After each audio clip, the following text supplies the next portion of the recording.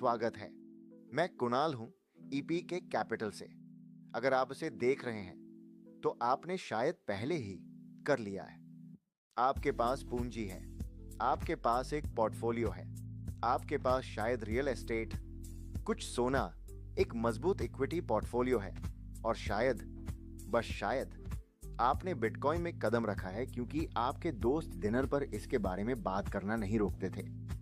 लेकिन यहां एक असहज सच है, जिस तरह से आपने अपनी संपत्ति बनाई है वो शायद ही उसी तरह से उसे बनाए रखने का तरीका है।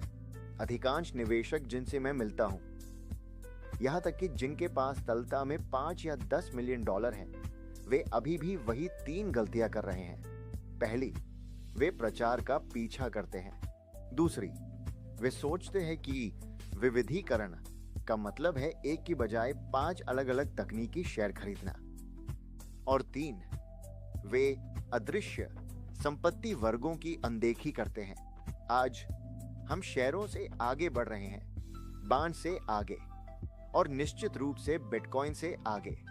मैं आपको 5 वैकल्पिक संपत्ति वर्गों के बारे में बताने जा रहा हूं, जिन्हें संस्थागत अभिजात वर्ग, परिवार कार्यालय, चंदा दशकों से चुपचाप उपयोग कर रहे हैं। ये ऐसे संपत्तियां हैं जिन्हें परवाह नहीं है कि शेयर बाजार कल गिरता है या नहीं। चलिए शुरू करते हैं। संपत्ति संख्या 1 कुछ ऐसा है जिसे आप आश्चर्यजनक पा सकते हैं। इसे मुकदमा वित्त पोषण कहा जाता है। सरल शब्दों में, आप एक मुकदमे को वित्त पोषित कर रहे हैं। अब इससे पहले कि आप नैतिकता के बारे में चिंता करें, मेरी बात सुने। वाणिज्यिक मुकदमेबाजी, कंपनियों द्वारा अन्य कंपनियों पर अनुबंध के उल्लंघन या पेटेंट उल्लंघन के लिए मुकदमा करना अत्यधिक महंगा है। यहां तक कि बड़ी कंपनियां भी वर्षों तक कानूनी फीस में लाखों डॉलर फंसाना पसंद नहीं करती।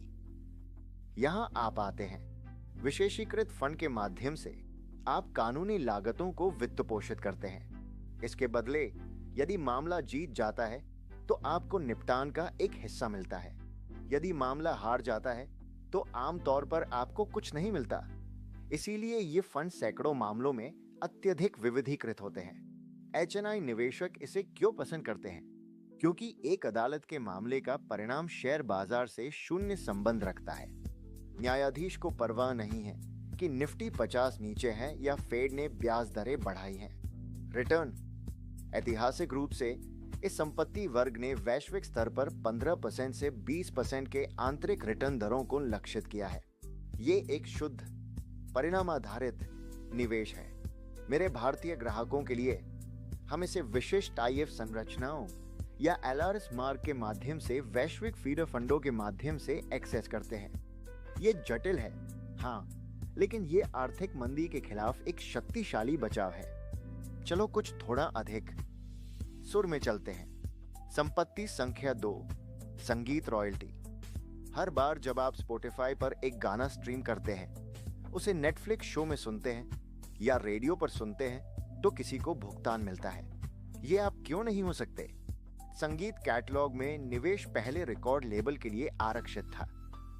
आज हम गानों को पूर्वानुमानित नकद प्रवाह के साथ संपत्तियों के रूप में मानते हैं।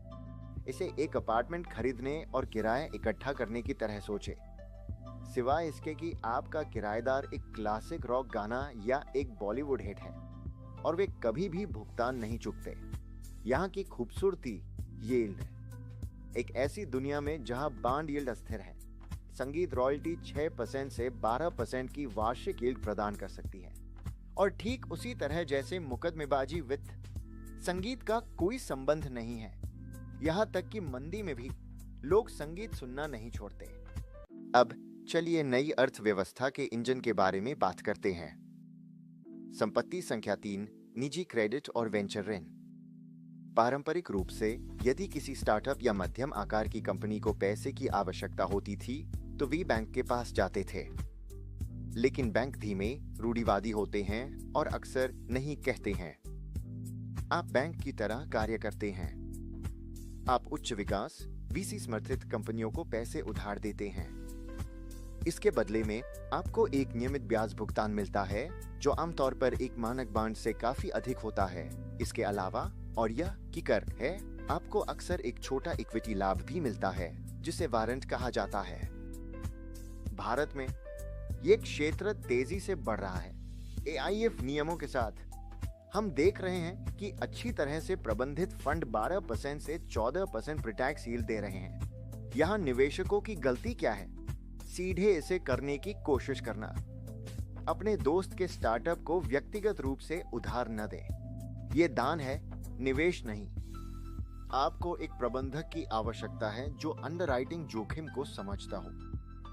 संपत्ति संख्या 4 उन लोगों के लिए है जो बारीकियों की सराहना करते हैं। दुर्लभ विस्की के बैरल। मैं आपकी शेल्फ पर रखने के लिए बोतलें खरीदने की बात नहीं कर रहा हूं। मैं खुद बैरल के मालिक होने की बात कर रहा हूं, जो स्कॉटलैंड में एक बांडेड गोदाम में परिपक्व हो रहा है। यहां अर्थशास्त्र है।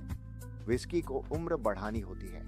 12 साल पुरानी सिंगल मॉल्ट 18 साल पुरानी की तुलना में काफी कम मूल्य की होती है। जैसे जैसे तरल लकड़ी में बैठता है, यह दुर्लभ और अधिक मूल्यवान हो जाता है। ये एक प्राकृतिक सराहना वक्र है। ये ठोस है, ये दुर्लभ है। और सोने के विपरीत, जो बस वही पड़ा रहता है, विस्की वास्तव में बेहतर होती जाती है जितना अधिक आप इसे नजरअंदाज करते हैं। अंत में संपत्ति संख्या 5, यह आगे सोचने वालों के लिए है। कार्बन क्रेडिट और ग्रीन एसेट्स। दुनिया नेट जीरो की ओर बढ़ रही है। यह सिर्फ एक नारा नहीं है, यह एक नियामक अनिवार्यता है। कंपनियों, एयरलाइन से लेकर तकनीकी दिग्गजों तक को कानूनी रूप से अपने उत्सर्जन को संतुलित करने की आवश्यकता है। ऐसा करने के लिए उन्हें कार्बन क्रेडिट खरीदने की आवश्यकता है। आपूर्ति सीमित है, मांग आसमान छू रही है। मान्यता प्राप्त हरे परियोजनाओं में निवेश करके, वन, नवीकरणीय ऊर्जा अवसंरचना या सीधे कार्बन व्यापार फंड, आप प्रदूषण की कीमत बढ़ने पर दाव लगा रहे हैं। यह एक संपत्ति वर्ग है जो 10 साल पहले व्यक्तियों के लिए वास्तव में मौजूद नहीं था। अब यह एक उन्हीं पोर्टफोलियो का एक वैध हिस्सा है। यह आपकी संपत्ति में एक ESG परत जोड़ता है। लेकिन इससे भी महत्वपूर्ण बात यह है कि यह आपको इतिहास और नियमन के सही पक्ष पर रखता है। मुकदमा, संगीत, उद्यम ऋण, विस्की, कार्बन। मैंने इन्हें क्यों सूचीबद्ध किया? न कि इसलिए कि मैं चाहता हूं कि आप कल ही इन पांचों को खरीद लें। मैंने इन्हें एक बिंदु साबित करने के लिए सूचीबद्ध किया। असली धन प्रबंधन अगले विजेता स्टॉक को चुनने के बारे में नहीं है। ये एक किला बनाने के बारे में है। एक किला जहां अगर शेयर बाजार 20% गिरता है तो आपका मुकदमा कोष अभी भी भुगतान करता है। अगर महंगाई 8% होती है तो आपकी विस्की की बैरल उसकी कीमत के बराबर बढ़ती है।